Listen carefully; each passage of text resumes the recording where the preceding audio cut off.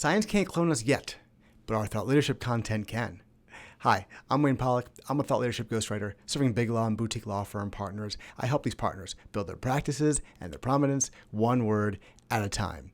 As of today, science has not been able to clone human beings. Certainly it cannot clone adults, can't do any copy and paste action where you take yourself and put yourself in 3, 4, 5, 10 different places at once. Lots of problems there, ethical problems, moral problems. We just can't clone ourselves. We can only be in one place at one time. But our thought leadership content allows us to clone ourselves. With our thought leadership content, we are able to put out little mini versions of us as blog posts, as longer form articles, as podcast episodes, as videos. And these forms of us, they are advocates for us. They work 24 hours a day, 7 days a week, 365 days a year, advocating for us, showing people who are researching us or showing people who are researching the topics for which our content comes up on social media or on website searches. This content shows that we are knowledgeable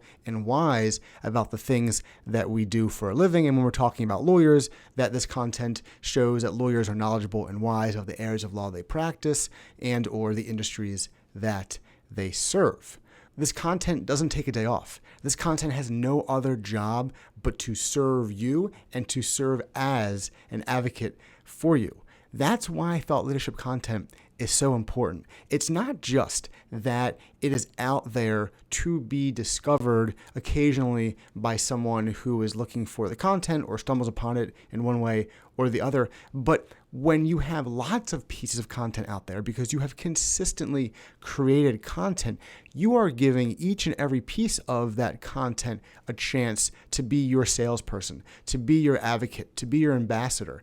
That's important because we, as of now, can only be in one place at one time. We can only be at a conference. We can't also be at a conference while we're at coffee with a colleague. We can't be at coffee with a new networking contact while we're sitting at our desk and doing billable work. But with our content, we are able to be in multiple places at once. While we are with our families, our content is working for us. While we are at a conference, our content is working for us. While we're doing billable work, sitting at our desk, our content is working for us. And yes, even while we sleep, our content is working for us. Content, especially thought leadership content, is a miniaturized salesforce that is showing current, prospective, and former clients and referral sources that we have the goods regarding the work that we do.